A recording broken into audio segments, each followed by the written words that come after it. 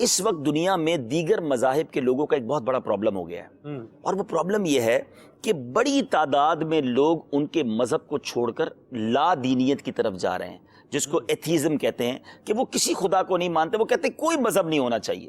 بڑی تعداد میں لوگ مذہب کے منکر ہوتے جا رہے ہیں، اور وہ اتنے پریشان ہیں کہ ان کی عبادت گاہوں میں کوئی عبادت کرنے والا نہیں ہے۔ آپ آئے دن ہمارے پاس خبر سنتے ہیں کہ ہم نے غیر مسلموں کی عبادت گاہ خریدی اور مسجد بنا دی۔ وہ کیوں بکتی ہے؟ ریزن کیا ہے؟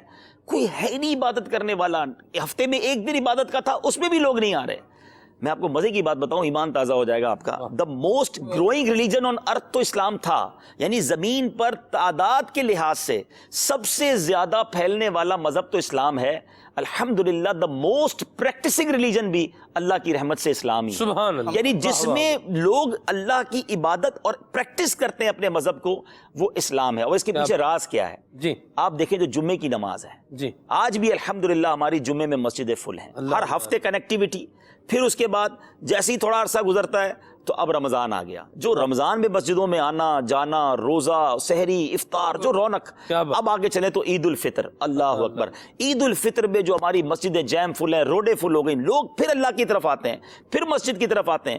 تھوڑا آگے چلیں تو جناب اب آپ کا حج آ جاتا ہے، اربوں روپے خرچ کر کے، اللہ اکبر، جو وہاں پر ایک مجمع جمع ہوتا ہے، وہ کنیکٹیوٹی۔ دنیا میں کوئی ایسا تہوار نہیں ہے جب 25-30 لاکھ لوگ اپنی جیب سے لاکھوں روپے خرچ کر کے اس طرح روڈ پہ سونے کے لیے، ٹینٹوں میں سونے کے لیے جمع ہو جاتے ہوں۔ یہ کس سے محبت ہے؟ یہ اللہ سے محبت ہے۔ کسی سال ایسا نہیں ہوا کہ حاجی کم ہو گئے، کسی سال ایسا نہیں ہوا کہ عید کی نماز میں لوگ نہیں آئے۔ ہر سال نیو مسجدیں بنانی پڑ رہی ہیں۔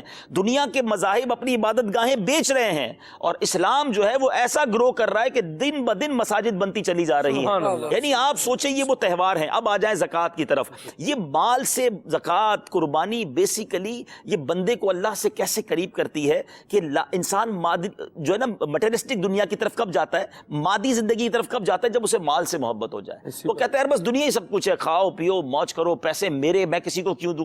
جب یہ کانسیپٹ کریٹ ہو جاتا ہے تو وہ پھر اسلام مذہب سب سے دور، یہی دنیا ہے، مرنے کے بعد تو کچھ نہیں ہے، تو وہ اسی دنیا میں انجوائے کرتا ہے۔ لیکن اسلام نے جو زکوٰۃ کا کانسیپٹ دیا کہ مال سے محبت آپ کے جیب سے نکل کر کم ہوگی، جب مال سے محبت کم ہوگی تو اللہ سے محبت بڑھ جائے گی۔ قربانی کے وقت آپ کو کہا گیا کہ بہترین جانور قربان کرو، حالانکہ اس کی بھی ساتھ ہی حصے ہیں، لیکن بہترین جانور قربان کرنے سے مال سے محبت کم ہوگی، رب سے محبت بڑھ جائے گی۔ تو میں سمجھتا ہوں کہ یہ جو اسلامی تہوار ہیں، یہ اسلامی عبادتیں ہیں، ہمارے جو کانسیپٹس ہیں اتنے شاندار ہیں کہ ہر سال گزرنے والا ہر سال لوگوں کو اپنے رب سے قریب کرتا ہے۔